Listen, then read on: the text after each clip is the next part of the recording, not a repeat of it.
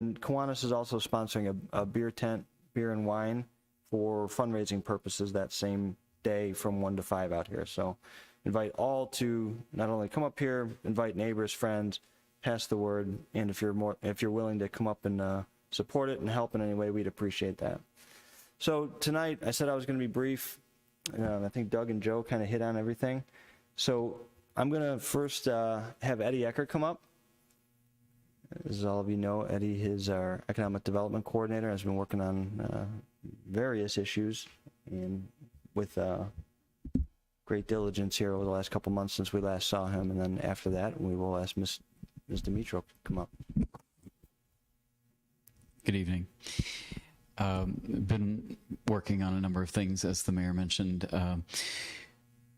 working in conjunction with the mayor and Dion on the comprehensive plan, which she will outline in greater detail. But one of the things that came up that I will be following up with you all here in probably a month or so is the addition of PACE financing as an economic incentive within the city.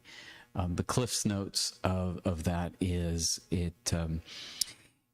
it's financing for improvements to structures to help make them more energy efficient, and it's rather than being part of a business's capital stack when they are improving a structure, actually runs with the property itself. So that frees them up to either have a smaller bank note or use that financing, use that conventional financing for other purposes. But I will be sharing some additional details about how we go about implementing that in the months to come. I'd be happy to answer any questions about that here once I go through the rest of my list. As Mr. Fornaro mentioned, or I think Doug, you said, not too many updates as far as sewers go, but we are barking up a number of trees to get additional funding, both for Old Town and also to explore sewers for 6 and 306.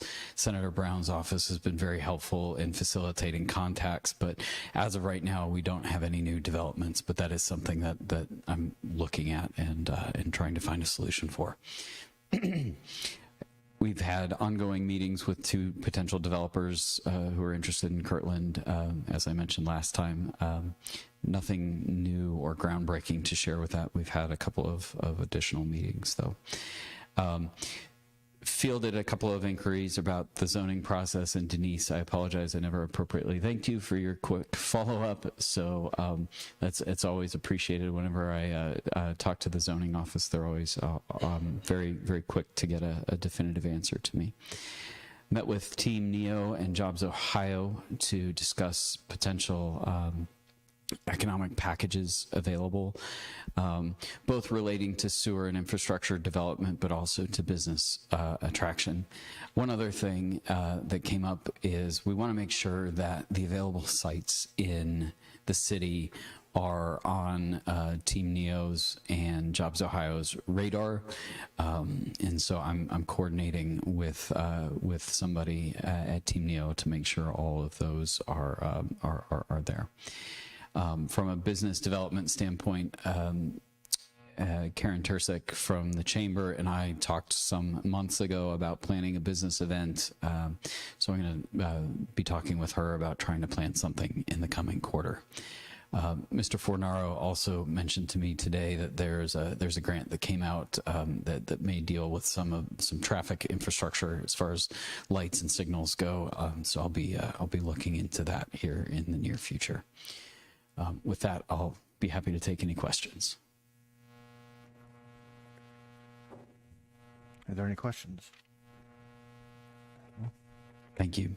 All right, thank you for the update. Appreciate it. Mm-hmm. Thank you, Mr. Eckert. Mm-hmm. Dion Dimitro. Dion has been contracted by the city to assist with our comprehensive plan. She's met with the Planning and Zoning Board, I think, for the last 3 meetings. And so I wanted her to come out and give us an update tonight as to how the process is working with that board, and then what kind of the plans are for the next few months, what we should expect here. So nothing else from me. Deanne. Sure. Good evening, Mr. President, rest of council.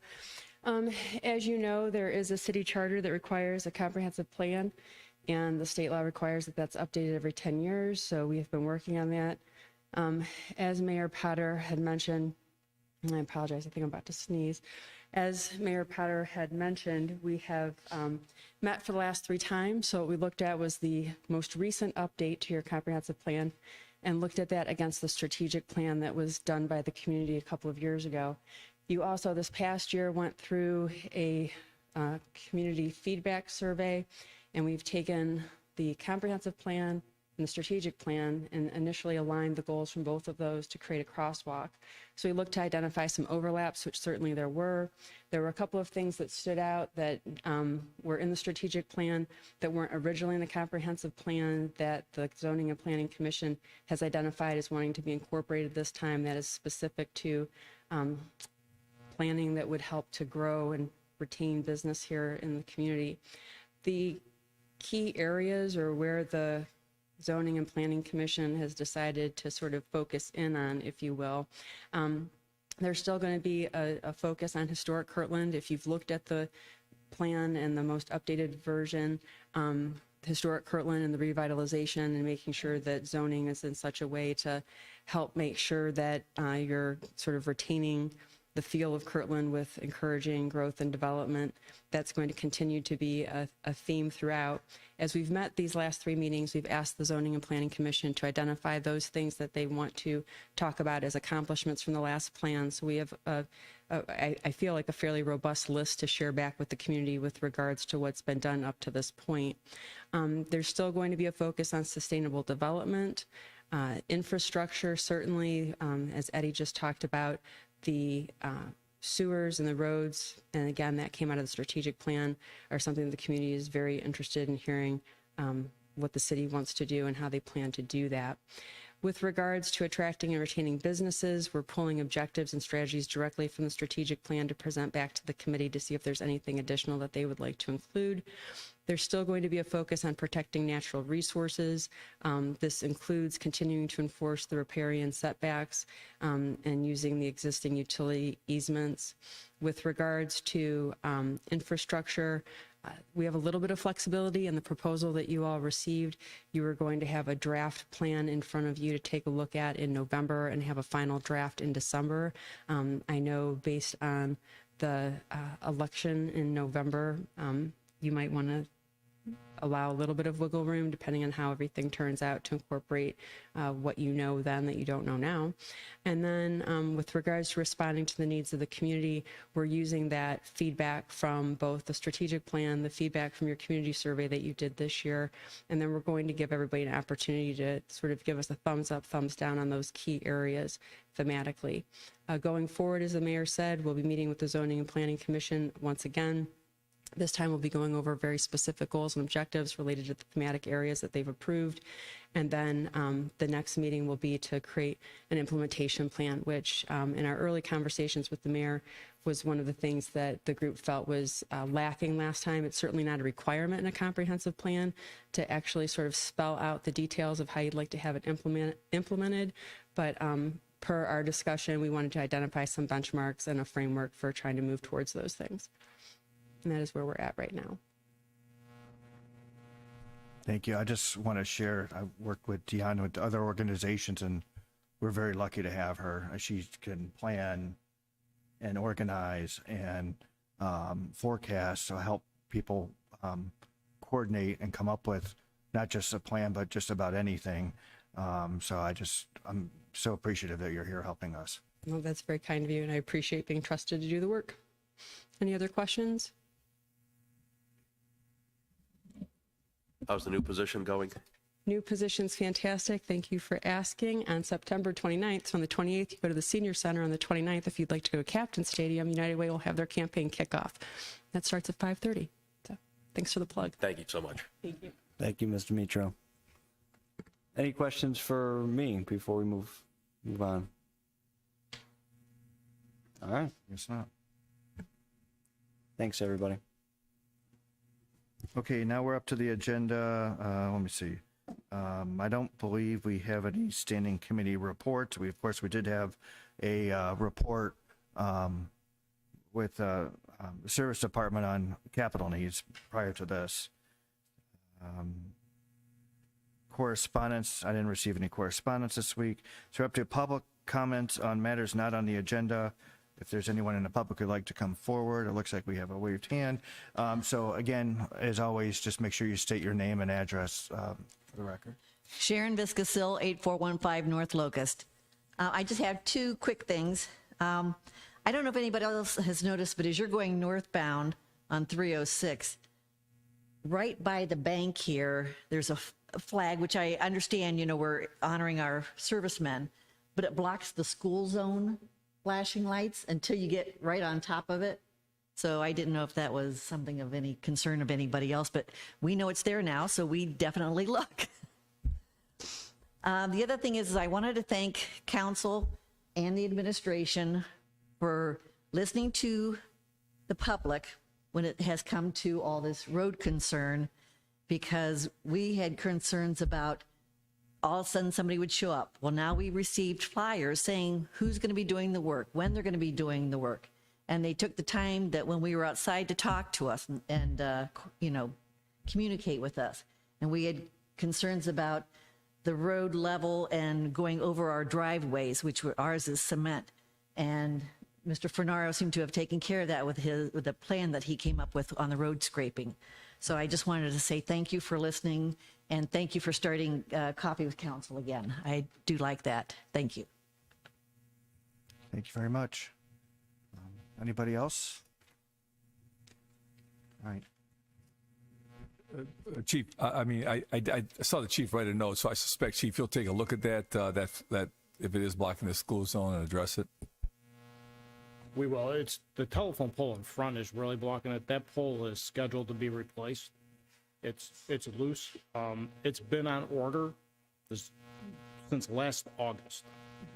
The update was we don't know when it's coming in. So that pole is scheduled to be replaced. All right, moving on to old business, public comments on the agenda, items of old business. Again, if anyone from the public would like to come forward regarding these two items.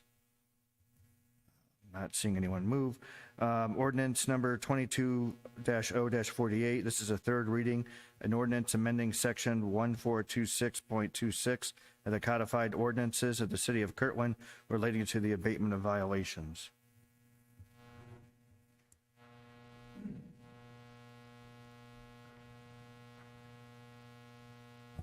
I think we need a motion it's a third reading, so. I make a motion to adopt. Second. All right, motion to adopt by Councilman Lowry, seconded by Councilman Fenstermaker. Is there any discussion? Hearing none, can you call the roll, please? Mr. Rupel, Yes. Mr. Smolik, Yes. Mr. Fenstermaker, Yes. Mr. Hamer, Yes. Mr. Lowry, Yes. All right, moving on, resolution number 22-R-56, second reading.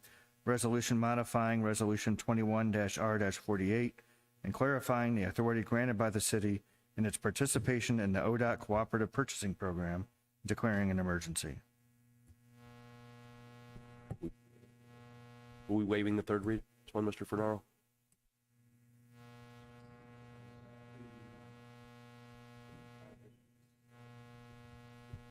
This is the legislation that modifies your authority or clarifies your authority for ODOT purchasing. All right, thank you. Moving on to new business, public comments and agenda items of new business. Another opportunity by the public to come forward with respect to the new items we have on the agenda tonight. Not seeing any movement.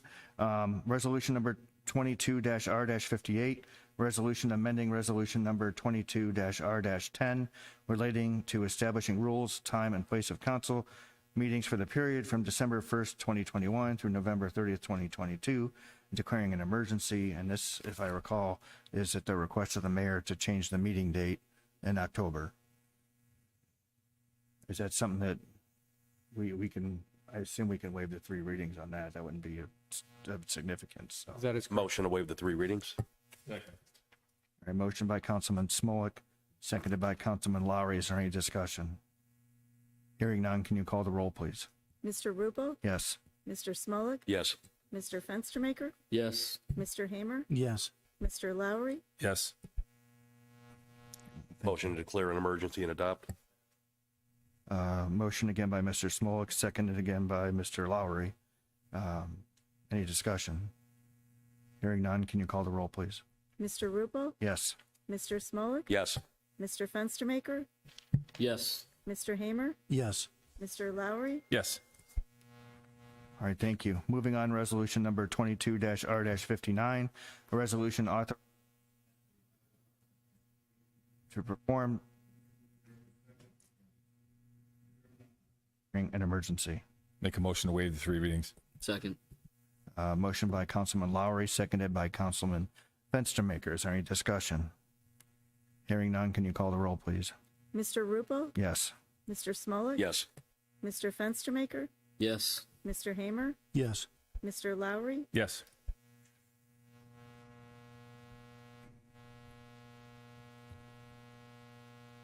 You need a motion?